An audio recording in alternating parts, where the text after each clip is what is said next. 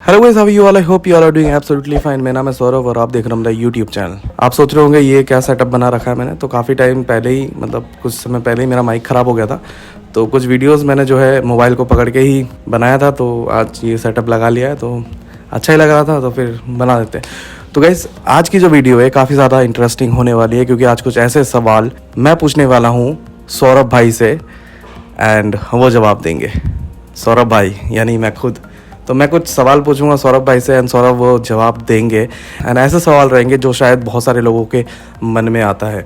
तो आज सवाल पूछेंगे सौरभ भाई से, और सौरभ भाई को बुलाते हैं यहाँ पे। सौरभ भाई आ जाओ।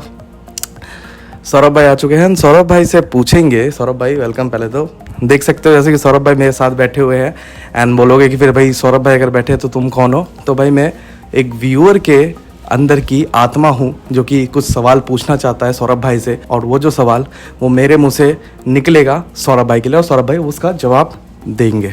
तो वीडियो को बहुत ज़्यादा लंबा नहीं खींचते हुए, क्योंकि भाई पंखा भी नहीं चल रहा है, कुछ भी नहीं चल रहा है, तो गर्मी लगेगी, सौरभ भाई को भी लगेगी। तो मैं चाहूँगा ज़्यादा उनको कष्ट ना देते हुए पहला सवाल शुरू करते ही है। और जो सबसे पहला सवाल जो आएगा दिमाग में लोगों के, कि भाई इतने सारे यूट्यूब के चैनल है एंड सब जो है हेयर ट्रांसप्लांट करवाते हैं और फिर यूट्यूबर बन जाते हैं, एंड बस बोलते जाओ, क्योंकि भाई ऐसा लगता है लोगों को कि यूट्यूबर बन गया तो मेरे को सब कुछ पता है, एंड मैं बस बोलते जाऊँ, क्योंकि मैंने हेयर ट्रांसप्लांट करवाया तो मेरे को सब पता चल जाता है। तो सौरभ भाई, जब आपने हेयर ट्रांसप्लांट करवाया था तो आपको क्या लगा था कि आपको सब नॉलेज आ गया, अब बस वीडियो बना लो? नहीं, ऐसा बिल्कुल भी नहीं है। देखो सब लोगों को पहले तो हाय। देखो, ऐसा बिल्कुल भी नहीं है कि मतलब हेयर ट्रांसप्लांट मैंने करवाया तो मुझे जो है हेयर ट्रांसप्लांट के सारे नॉलेज आ गई। मुझे भी काफ़ी टाइम लगा। अभी मेरा जो है 4 साल हो चुके हैं समझ लो हेयर ट्रांसप्लांट को, एंड जो आज तक मैंने जो एक्सपीरियंस किया है ना, उसी के मतलब कि उसी को लेके, उस एक्सपीरियंस को ही मैं लेके जो है लोगों को बता पाता हूँ। एंड शुरुआत की अगर मैं बात करूँ तो मैंने बहुत सारे वीडियोज़ में ये भी बताया था कि मैं कभी भी जो है एक यूट्यूबर, एक हेयर ट्रांसप्लांट के ऊपर लाइक नॉलेज देने के लिए मैं एजुकेशनल चैनल जो है वो नहीं खोलना चाहता था। मैं चाहता था कि मैं व्लॉगर बनूं, डेली लाइफस्टाइल व्लॉगर जो होते हैं, बट कहीं ना कहीं वो चीज़ ना बाल ना होने के कारण जो है वो चीज़ दब गई थी। तो जब मैंने हेयर ट्रांसप्लांट का सोचा तो काफ़ी सारे क्लिनिक को मैंने सर्च किया, काफ़ी सारे क्लिनिक के बारे में मैंने पता किया, सब कुछ हो गया। जब मैं गया तो मैं अपना व्लॉग बनाते हुए गया, एंड व्लॉग बनाते हुए ही आया। हेयर ट्रांसप्लांट वगैरह सब कुछ एक व्लॉग बनाया, जो कि सबसे पहला जो मेरा वीडियो है उसमें देखोगे तो वो ऐसा कोई मतलब एजुकेशनल चैनल में जैसे लोग डालते हैं ना अभी कि लाइक हेयर ट्रांसप्लांट हुआ, ये है वो है, पूरा एक डिटेल में देना, तो वैसा कभी भी मैंने मतलब नहीं किया था, क्योंकि मैं वो चीज़ एक व्लॉग बना रहा था।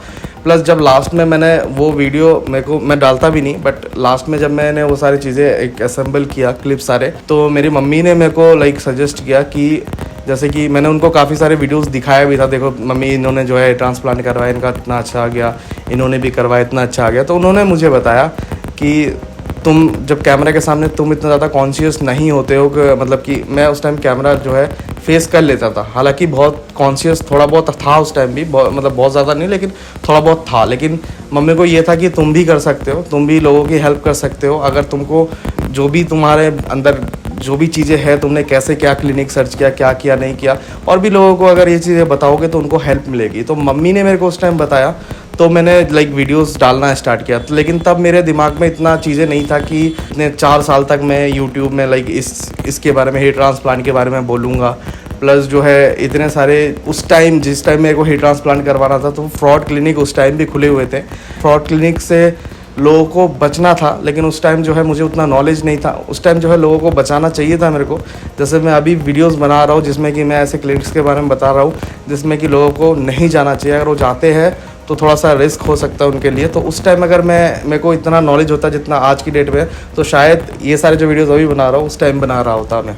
एंड प्लस मैं वही बता रहा था कि जितना भी चीज़ें मैंने लोगों को समझाया या फिर बताया है, ये सारे अपने एक्सपीरियंसेस से, एंड जो मुझे नहीं पता होता था वो मैं डॉक्टर से पूछता था। मेरे डॉक्टर जो थे वो काफ़ी ज़्यादा सपोर्टिव थे, एंड जितना भी मैंने उनको क्वेश्चन किया है आज तक में, सब मेरे को आंसर मिला है उनसे। एंड चीज़ के होते हुए ही मैं लोगों की हेल्प कर पा रहा हूँ, एंड जो नॉलेज मुझे नहीं है वो डॉक्टर्स से लेके मैं बताता हूँ आगे। तो मतलब आप ये कहना चाहते हो कि जो आप यूट्यूबर्स आ रहे हैं उनके पास वो नॉलेज नहीं है, या फिर वो डॉक्टर से पूछ के नहीं बताते? नहीं, मैं बिल्कुल ये नहीं कह रहा कि दूसरे जो है डॉक्टर वो हेल्प नहीं करते होंगे, ज़रूर हेल्प करते होंगे। लेकिन आजकल ऐसा है ना कि कुछ क्लिनिक्स भी ऐसे खुल गए जैसे लास्ट वीडियो में बताया जिसमें कि डॉक्टर है ही नहीं, एंड जो डॉक्टर है वो क्वालिफाइड नहीं है। तो मेरे को नहीं पता कि कितना वो हेल्प कर पा रहे हैं। एंड मैं बताऊंगा जो डायरेक्टर है वो जो है उस यूट्यूबर को, मतलब वो यूट्यूबर खुद नहीं बना, उसको बनाया गया है। तो मुझे नहीं लगता कि वो किसी के हेल्प करने के लिए बना होगा।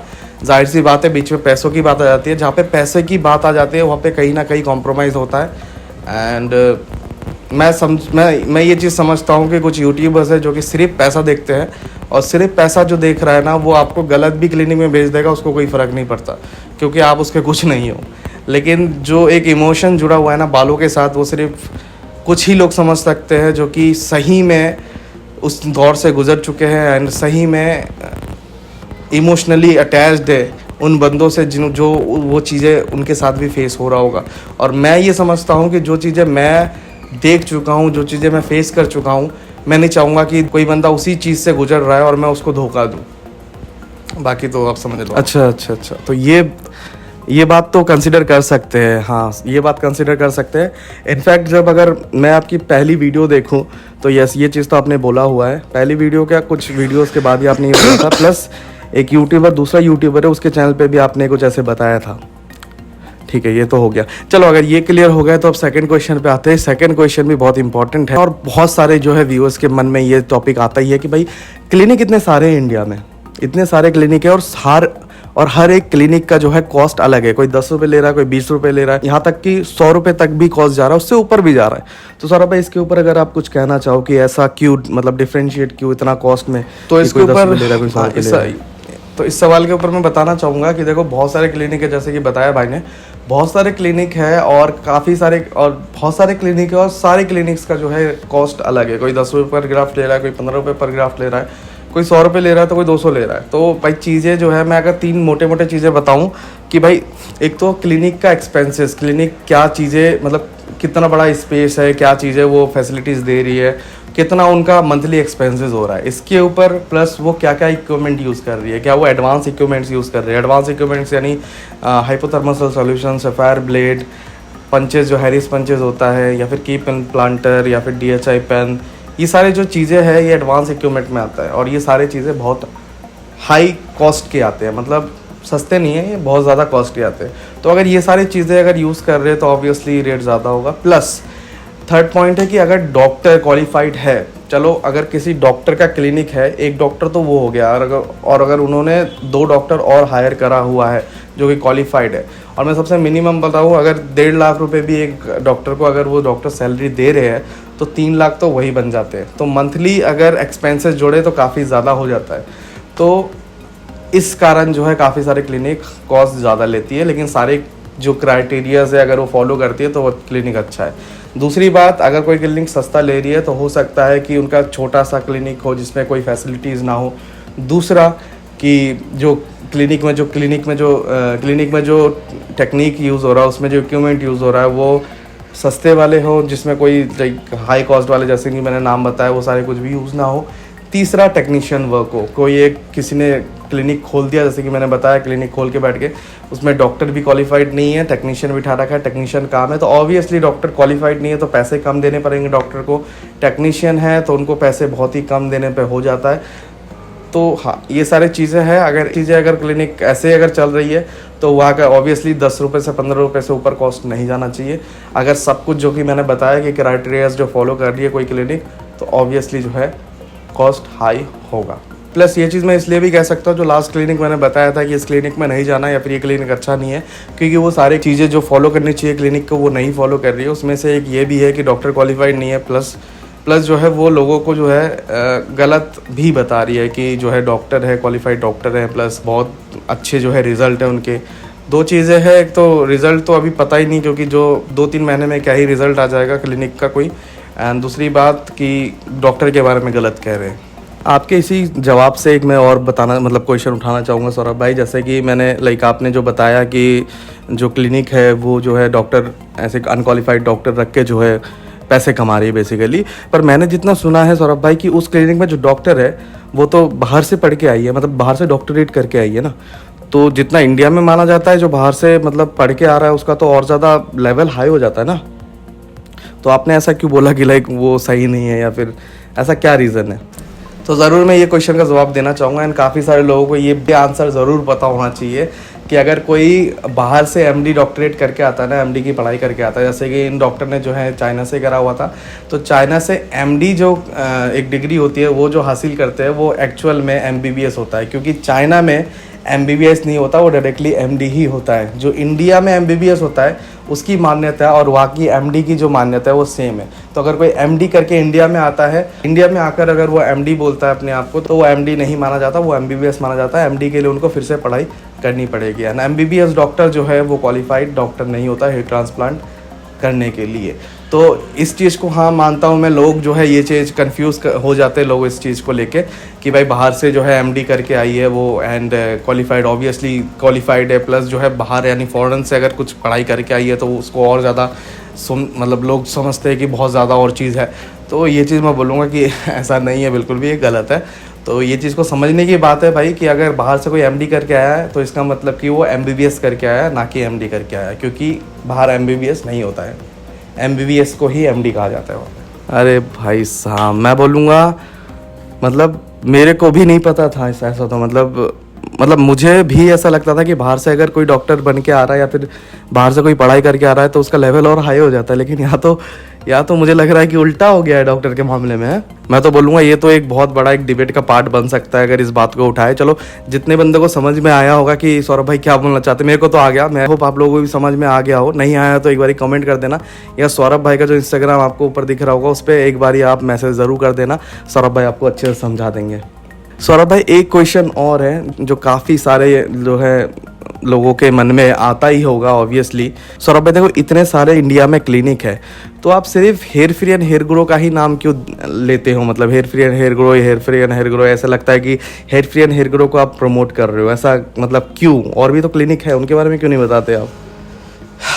इस सवाल का जवाब मैं ज़रूर देना चाहूँगा। देखो ऐसा बिल्कुल भी नहीं है कि मैं सिर्फ hair free and hair grow को जो है बोलता हूँ कि वही अच्छा है। बहुत सारी क्लिनिक है, अगर मैं नाम लेना चाहूँ तो बहुत सारी क्लिनिक है, Medispa, Eugenix, Derma clinics, out bloom, Satya, ऐसे बहुत सारे नाम हैं जो कि मैं बोलूँगा कि हाँ साइरिक क्राइटेरियाज जो है जितने भी मैंने बताया कि एक चीज़ें फॉलो करती है एक क्लिनिक जिसको फॉलो करनी चाहिए, डॉक्टर हो प्रॉपर, प्लस सारे जो है सेफ्टी जो भी मेजरमेंट है वो सारे रखे, प्लस क्लिनिक में जो है क्वालिफाइड टेक्नीशियंस हो, सब कुछ लाइक प्रॉपर एक चीज़ें हो। एंड अगर ये सारी चीज़ें कोई भी क्लिनिक फॉलो कर रही है अच्छा रिजल्ट दे रही है तो मैं कौन होता हूँ उसको गलत बताने वाला? मैं गलत उन्हीं को बताऊँगा जो कि गलत कर रही है, जो कि सामने दिख रहा है। अगर लोग देखना चाहे ना उसको असलियत में, किसी के बात पे मैनिपुलेट ना होके, किसी का बात सुन के अगर ना लाइक बेवकूफ़ बने और सही में किसी चीज़ के बारे में नॉलेज इकट्ठा करे तो उनको भी दिख जाएगा, सिर्फ मेरे को ही नहीं। तो अगर मैं किसी अच्छे क्लिनिक को गलत बताऊंगा ना तो भी आगे से बंदा मेरे को बोल देगा कि भाई तू गलत है, और अगर किसी गलत को गलत बता रहा हूँ तो फिर गलत नहीं कर रहा हूँ, मैं सही कर रहा हूँ। तो ये है, अगर समझ में आ रहा है लोगों को तो समझेंगे, नहीं तो उनके पैसा, उनका जो है लाइफ है, क्या कर सकते हैं। लेकिन हाँ वो सारे क्लिनिक्स जिसका भी मैं नाम ले रहा हूँ, बहुत सारे क्लिनिक और भी है जिनका मैं नाम बता दूंगा। अगर आप इंस्टाग्राम पे आते हो और अगर आप पूछते हो तो जितने भी मुझे लगते हैं कि बहुत अच्छे क्लिनिक्स है मैं सबका नाम आपको बता दूंगा, इंस्टाग्राम पे मैसेज कर देना। लेकिन इनके बावजूद मैंने hair free and hair grow में क्यों हेयर ट्रांसप्लांट करवाया, उसका एक है मतलब कि उसका जो है कॉस्ट कम था, प्लस रिज़ल्ट अच्छा था, प्लस जो है डॉक्टर वगैरह सब कुछ प्रॉपर थे, सारे जो सेफ्टी मेजरमेंट थे सब कुछ वो लोग प्रॉपर फॉलो कर रहे थे। लेकिन जो बाकी क्लिनिक थे ना वो मेरे बजट में नहीं थे, बोल सकते हो, सिंपल सी बात है। क्योंकि मैं एक स्टूडेंट था एंड उस टाइम मेरे को अपने मम्मी पापा से पैसे लेने थे, एंड जो सारे क्लिनिक जिनका मैं बता रहा हूँ मैक्सिमम क्लिनिक का जो है कॉस्ट हाई है। एंड हाई इसलिए है क्योंकि वो सारे इक्विपमेंट यूज़ कर रहे हैं जो कि कॉस्ट में हाई है। लेकिन जो hair free and hair grow है वहाँ पे 3-4 जो है टेक्निक्स है जहाँ पे आप चूज़ कर सकते हो कि आपको क्या क्या चीज़ें चाहिए एग्जैक्टली। अगर आप नॉर्मल FUE करवाते हो या फिर उनके जो बिग FUE है जो कि एडवांस टेक्निक है जिसमें सब कुछ एडवांस यूज़ हो रहा है, तो कॉस्ट जो है फिर भी जो है बाकी क्लिनिक से कम है बिग FUE का। तो मैं ये बोलूँगा कि कॉस्ट की वजह से, क्योंकि सब कुछ तो वो लोग फॉलो कर ही रहे हैं लेकिन कॉस्ट है वो भी कम है बाकियों से, तो इसलिए एक मेन कारण था। प्लस जो रिज़ल्ट थे जो बाकी जो मेरे से पहले के यूट्यूबर्स उनका रिज़ल्ट मैंने देखा एंड मुझे काफ़ी अच्छा लगा था। तो मेरे हिसाब से ये सारी चीज़ें जो है मेरे को मैटर कर गई। तो इसलिए जो है मैंने लास्ट में वही क्लिनिक चूज़ किया। अगर आपका पॉकेट अलाउ करता है, आपका बजट हाई है, तो आप कोई भी क्लिनिक चूज़ करते हो जो भी मैंने बताया। एंड आपको और भी अगर किसी क्लिनिक के बारे में पूछना है तो आप इंस्टाग्राम पे जो है मैसेज कर सकते हो, मैं ज़रूर आपकी हेल्प करूँगा। जो क्लिनिक अच्छा होगा उनके बारे में अच्छा ही बोलूँगा, जो क्लिनिक ख़राब होगा उनके बारे में ख़राब ही बोलूँगा। मैं बोलूँगा मैं न्यूट्रल बंदा बनना चाहता हूँ। मैं किसी अच्छे क्लिनिक का बुराई और किसी बुरे क्लिनिक का अच्छा ही नहीं करूँगा। And hair free and hair grow की बात करें तो दो, अगर मैं बोलूँ एक नॉर्मल एफ और एक बिग एफ दोनों का कंपैरिजन करूँ अगर मैं, जिनमें कॉस्ट काफ़ी डिफरेंस है, अगर एक 20 है तो एक 35 to 40 है, तो मैं बोलूँगा 19-20 का ही फ़र्क है रिज़ल्ट में। और अगर आपको 19-20 का भी फ़र्क नहीं चाहिए तो आप एडवांस एफ में जा सकते हो। एंड मैं एक बात और रखूँगा कि जितने भी यूट्यूबर्स आप देख रहे हो ना, यूट्यूब में बैठे हुए जितने, एक दो को छोड़ के सब ने जो है नॉर्मल एफ ही करवाया हुआ है। तो मैं ये बोलूँगा कि सबका रिज़ल्ट ही अच्छा है। तो दोनों में बस 19-20 का फ़र्क है, बाकी मर्ज़ी तो आप ही की रहेगी, क्योंकि पैसा आपका, लाइफ आपका। ये तो बड़ी अच्छी बात है सौरभ भाई। तो भाई आप लोगों को पता लग गया कि भाई सिर्फ जो है hair free and hair grow ही नहीं, और भी बहुत सारे क्लिनिक है जहाँ पे आप जा सकते हो। अगर आपका बजट अलाउ करती है आपको तो ऑब्वियसली आप अच्छे क्लिनिक में और भी अच्छे क्लिनिक में जा सकते हो, जहाँ पे जो सौरभ भाई ने बोला वो सारे क्राइटेरिया, वो सारे जो है चीज़ें अगर वो क्लिनिक फॉलो कर रही है तो आप ज़रूर जा सकते हो। एक सेफ्टी भी बहुत मैटर करता है भाई। ऐसा नहीं है कि पैसे देखो और कम पैसे जहाँ पे वहाँ पे चले गए और बाद में जो है दिक्कत आ जाए, है ना सौरभ भाई? ठीक है सौरभ भाई, ये तो मैं समझ गया। आई होप कि जो हमारे व्यूअर्स है वो भी समझ गए होंगे। तो अब एक लास्ट क्वेश्चन है सौरभ भाई। आपके काफ़ी सारे वीडियोस में हिट कमेंट्स देखे हैं, मतलब बहुत सारे लोग ये भी कहते हैं कि मेरा रिजल्ट ख़राब हो गया, आपने किसी क्लिनिक में भेजा उसका जो है ख़राब हो गया, 1 साल में बाल गिर गया, ऐसे बहुत सारे कमेंट देखे। और सारे यूट्यूबर्स के वीडियोज़ में मैंने वो कमेंट नहीं देखे। तो ऐसा आपके ही कमेंट में, ऐसा आपके ही वीडियोज़ के कमेंट में मुझे ऐसा क्यों दिखता है? कोई इसका अगर जवाब हो आपके पास तो। वैसे ये क्वेश्चन तो थोड़ा सा मतलब वैसे पूछने वाला नहीं है, लेकिन जब भी पूछ दिया तो मैं बता ही दूँ। देखो ऐसा है कि मैं फेक चीज़ें नहीं करना चाहता। फेक इन द सेंस कि जो चीज़ है वो चीज़ रहे, इस पे बिलीव करता हूँ मैं। प्रोफेशनल एक यूट्यूबर जो होते हैं ना, प्रोफेशनली जो काम करते हैं वो ये सारी चीज़ें करते हैं जो कि मैं बता रहा हूँ। क्योंकि मेरे को किसी यूट्यूबर ने ही बताया था ये चीज़ कि आप ऐसे कर सकते हो कि उससे जो है आपके कमेंट्स में ऐसे ऐसे नहीं आएगा। तो वो चीज़ ये था कि यूट्यूब में भी एक कुछ चीज़ें है, सेटिंग्स है बोल सकते हो, जिसमें कि कुछ टैग्स अगर आप डाल के रखो ना, कि जिसमें गाली के कुछ जो भी चीज़ें आपको लगता है कि लोग आप पे कमेंट कर सकते हैं, फ्रॉड, चीटर, या तू पैसे लेता है, या बहुत सारी चीज़ें हैं, गाली देने वाला, जो जितने भी अगर वो टैग्स अगर हम लिख देते हैं ना उसमें, तो वो चीज़ जो भी कमेंट करता है, फिर उसके बाद जो भी कमेंट करता है और उसके कमेंट में अगर वो वर्ड आ जाता है तो वो होल्ड पे चला जाता है, वो कमेंट किसी को शो नहीं होता, जब तक कि एक यूट्यूबर जिसका चैनल पे वो कमेंट्स आए हैं वो खुद मैनुअली देख के उसको एक्सेप्ट ना करे कि इसको दिखाना है कि इसको नहीं दिखाना है, उसके ऊपर डिपेंड करता है। तो मैं समझता हूँ कि मैं वो चीज़ नहीं कर रखा है मैंने। बाकी जो यूट्यूबर्स है जिनके बारे में आप कह रहे हो, जिनके कमेंट्स में कुछ नहीं दिखता है, तो हो सकता है उन्होंने वो चीज़ करा हुआ है, या तो सही में वो बहुत ज़्यादा जेन्युइन है, सही में उनका जो है कोई भी हेयर ट्रांसप्लांट आज तक उन्होंने जितने भी लोगों को रेफरेंस दिया है एक भी जो है फेल नहीं हुआ हो, या एक भी जो है दिक्कत ना दिया हो। क्योंकि मैंने बताया ही आपको, क्योंकि मैंने पहले ही आपको बताया कि ऐसा है कि 100% जो है रिज़ल्ट किसी भी क्लिनिक में नहीं आता है।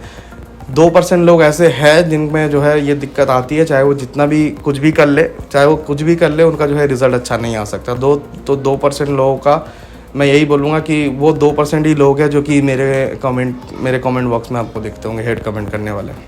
बाकी एक बात और बोलूँगा, चाहे वो टेक्नीशियन हेयर ट्रांसप्लांट कर रहा हो, चाहे वो डॉक्टर कर रहा हो, रिज़ल्ट हर कोई दे रहा है आज के ज़माने में, आज के वक्त में। और मैं यही बोलूँगा कि अगर टेक्नीशियन हेयर ट्रांसप्लांट कर रहा है तो टेक्नीशियन 10 रुपये से ज़्यादा पैसे ना ले, और किसी को देना भी नहीं चाहिए, क्योंकि वो मतलब उसने कुछ भी नहीं करा है उस मुकाम को हासिल करने के लिए, हेयर ट्रांसप्लांट करने के लिए। तो अगर कहीं पे क्लिनिक में डॉक्टर नहीं है और सिर्फ टेक्नीशियन वर्क है तो आपको 10 रुपये से ज़्यादा कॉस्ट नहीं देना चाहिए।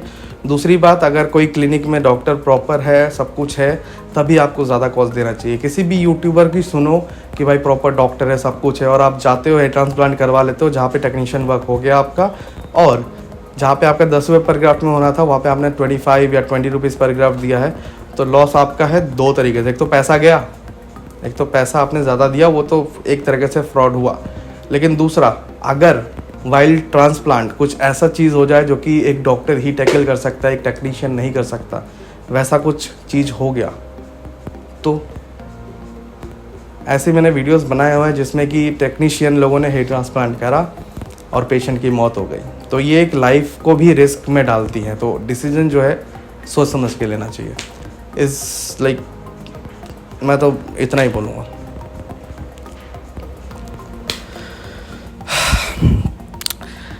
तो ये कुछ क्वेश्चंस थे जो कि सौरभ भाई से पूछना था, एंड सौरभ भाई ने बहुत अच्छी तरीके से जवाब दिया है। आई होप कि आप लोगों को भी अच्छा लगा हो, मुझे तो अच्छा लगा ही है। बाकी सौरभ भाई थैंक यू सो मच, आप यहाँ पे आए एंड ठीक है, आपका ज़्यादा समय और नहीं लेंगे, आपको करते विदा। थैंक यू सो मच यहाँ पे आने के लिए।